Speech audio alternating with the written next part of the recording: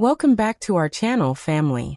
Tonight, we bring you a story about the hidden depth of human kindness, the breaking point of a silent marriage, and how the universe always keeps a meticulous receipt of our actions. Thank you for joining us. Get comfortable, because this journey is one you won't easily forget. Welcome back to our channel, family. Tonight, we bring you a story about the hidden depth of human kindness, the breaking point of a silent marriage, and how the universe always keeps a meticulous receipt of our actions. Thank you for joining us. Get comfortable because this journey is one you won't easily forget. 300 people were staring at me while my husband, Julian, gripped the microphone and turned my entire existence into a punchline. "Let's start the bidding at $20, he announced, flashing that charming, calculated grin at the crowd like he'd just delivered the comedic masterpiece of the night. "Who wants to take this useless wife off my hands?" The laughter was instantaneous. It rolled across the grand ballroom like an avalanche that had just been granted permission to fall. Near the bar, a prominent board member raised his paddle with a chuckle, just to keep the cruel joke going. I stood there, frozen on the small stage in the emerald gown I'd spent weeks searching for just for this night. I didn't shed a tear. I didn't scream.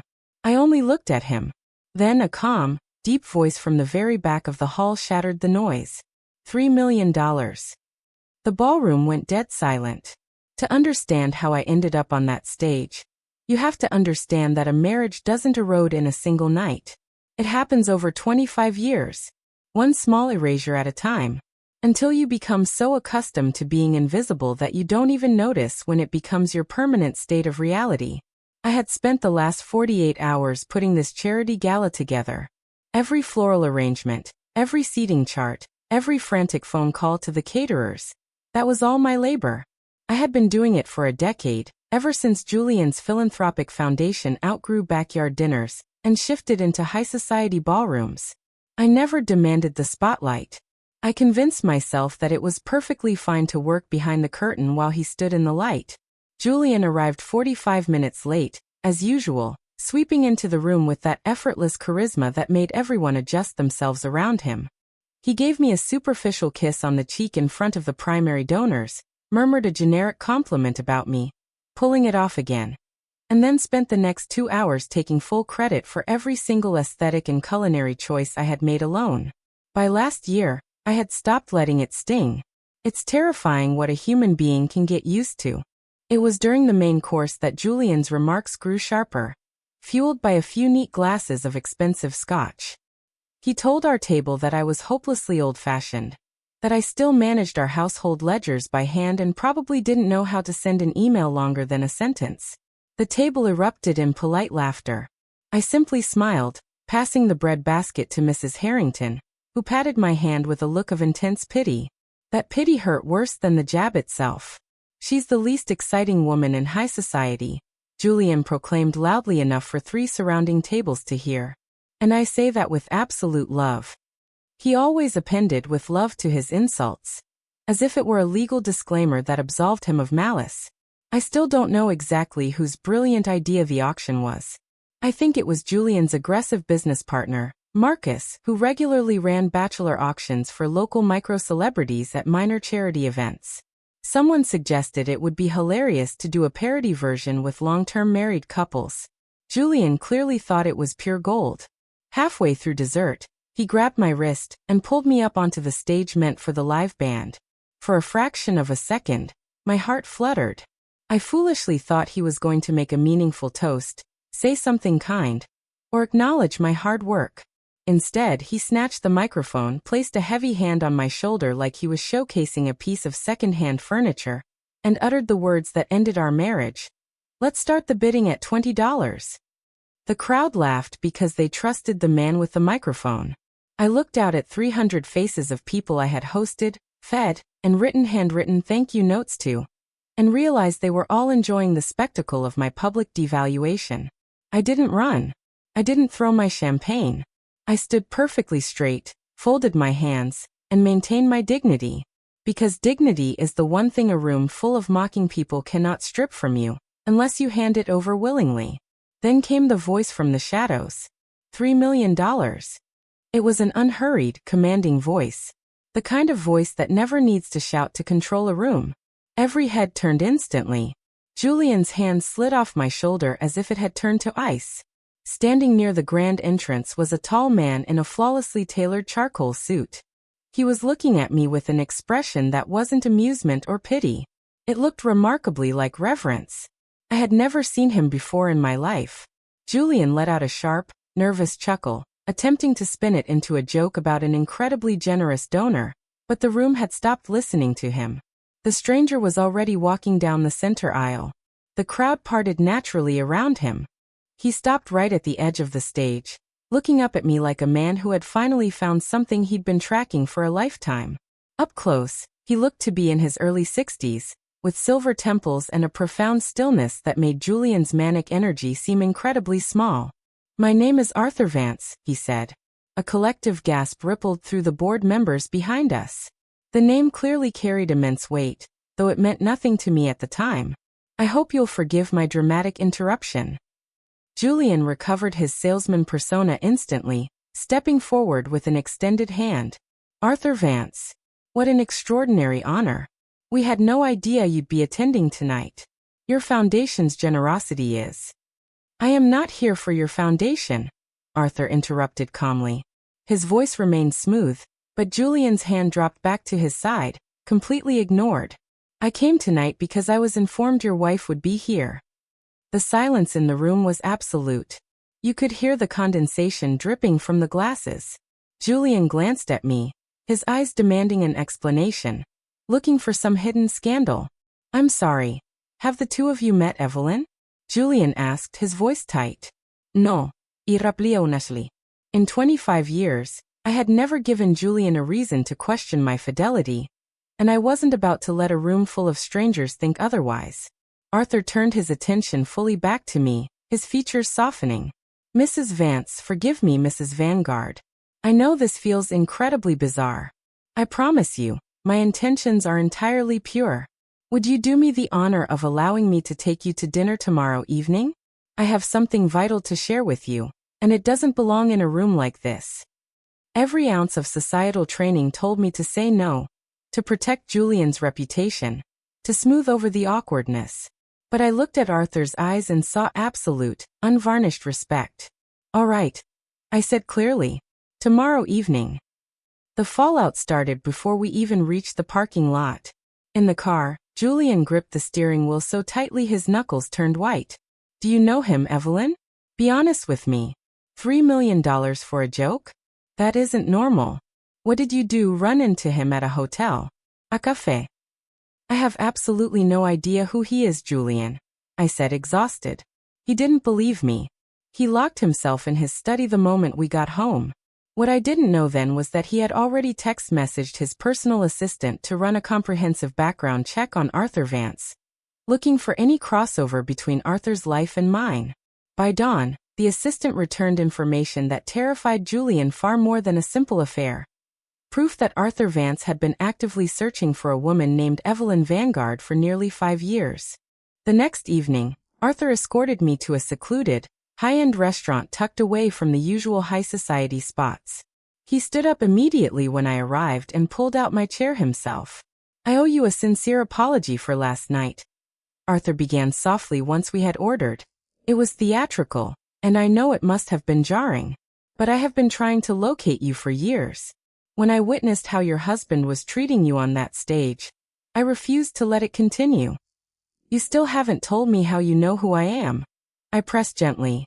"I've reviewed every year of my past and you aren't in it." "You wouldn't remember me," Arthur smiled faintly. "But if I tell you a story, you will certainly remember someone else. 30 years ago, you were a young, underpaid elementary school teacher. Do you remember a severe rainstorm in late October, when you found a terrified teenage girl weeping outside the Central Bus Terminal downtown?" A sudden warmth bloomed in my chest, unlocking a memory I hadn't revisited in decades. "There was a girl," I whispered. "She was barely 15, completely soaked. I was exhausted and had a mountain of grading to do, but she looked absolutely terrified. Every time a car slowed down, she flinched. I bought her a warm meal at the 24-hour diner down the street. Her name was Rebecca, Arthur said, his voice tightening with emotion. Rebecca Vance. She was my little sister. Our home life with our stepfather was dangerous. I was already an adult living across the country, completely oblivious to how terrible it had gotten until it was almost too late. Rebecca told me years later that she intended to board a random bus that night and simply vanish. She didn't care where it went. She just wanted to escape. And then a total stranger sat next to her in the pouring rain and asked if she was hungry. The pieces began rushing back to me. I remembered staying with that young girl until 3 a.m., calling a trusted contact at social services rather than the generic emergency line, ensuring she was placed somewhere genuinely safe. I remembered visiting her at the youth home for months, bringing her books and helping her with her schoolwork until life naturally pulled us in different directions. I helped her finish her high school modules, I said softly. We exchanged letters for a couple of years, but then I married Julian, relocated twice, and sadly lost touch. I've wondered about her so many times. She became a brilliant human rights attorney, Arthur shared, a wave of profound pride breaking through his voice. She established a nationwide advocacy network for foster youth, legal aid, transitional housing, crisis shelters. She always insisted that her entire life's work began because a tired schoolteacher chose to stop and buy a frightened girl a sandwich. Evelyn. Rebecca passed away 8 months ago from aggressive breast cancer. Before she died, she made me swear an absolute oath. Find the woman from the bus station. Tell her she saved my life. Arthur reached into his coat pocket and placed a thick, wax-sealed cream envelope on the table. The $3 million last night wasn't a charitable donation to your husband's vanity project, Arthur explained gently. And it wasn't designed solely to humiliate him, though I admit that was an enjoyable bonus. I did it because for 25 years, the people in your life have calculated your worth without ever truly looking at you. I wanted an entire room of high society to see exactly what you are worth. I wiped my tears with a linen napkin, my hands trembling. Inside this envelope is a letter from Rebecca, Arthur said, sliding it forward. She penned it before she passed. I haven't opened it. It belongs entirely to you. I opened the letter later that night in our empty guest room, where I had started sleeping. Rebecca's handwriting was elegant and precise. Dear Evelyn, if you are holding this, my brother has finally found you. I want you to know that the woman who bought me dinner on the darkest night of my life is the sole reason I believed humanity could be kind. Everything I built because of 1 hour you probably forgot. I have left specific instructions with my estate lawyers. Please accept what I am leaving you, not as a transaction, but as absolute proof that kindness never truly dies. It multiplies. It just takes a little time to find its way back to you. Attached to the letter were certified legal documents. Rebecca hadn't just left me a personal inheritance. She had left me a permanent executive seat on the governing board of her massive foundation, along with a controlling interest in its strategic direction. I suddenly had the absolute authority to allocate millions of dollars toward crisis shelters, legal aid, and educational scholarships for vulnerable young girls. Meanwhile, Julian was operating on a much darker frequency. By Wednesday, he had secretly hired a high-end private investigator named Cross to dig into my daily life. Because Julian was a deeply dishonest man, he assumed everyone else was operating with the same malice. He was convinced Arthur and I were having a sordid affair, and wanted leverage before our lawyers got involved.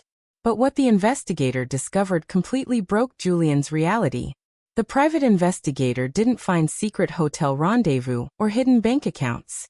Instead, he found elementary school teachers from 2 decades ago, who remembered me keeping extra snacks in my desk for kids who arrived hungry.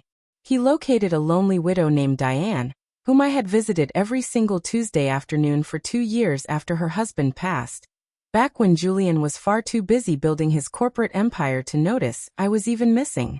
He found 3 grown foster children who vividly recalled a woman who attended their school plays, because they had no family to show up. There was no scandal, just 25 years of quiet, undocumented empathy that had never once been mentioned at Julian's pretentious dinner parties, because he had never bothered to ask what I did with the time that wasn't dedicated to serving his ego. The investigator's final report dropped onto Julian's desk the exact same morning a cell phone video went viral globally.